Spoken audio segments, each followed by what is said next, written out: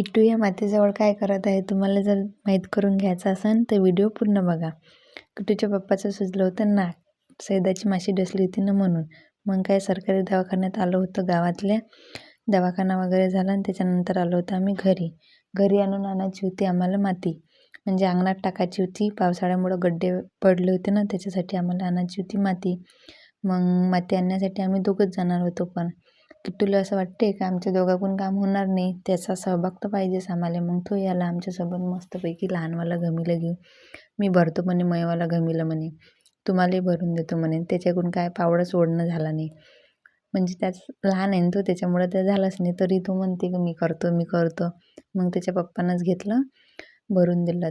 त्याची समजूत काढायसाठी पहिला तर त्यालाच भरून दिलं आणि डोक्यावरही ठेवून दिलं. मग तो डोक्यावर ठेवून जाय म्हणे त्याला समोर, तर तो काही गेलाच नाही, तुमच्यासोबतच येईन म्हणे. मग काय आमचे दोघांचे घमीलं भरून घेतले. मग मी उचलून दिलं ना किट्टूच्या पप्पाला घमीला. भारी होतं खूप त्याचं, कारण खूप मोठंही खूप होतं. मग त्याला उचलून दिलं आणि मग मी घेऊन घेतली मयवाला उचलून.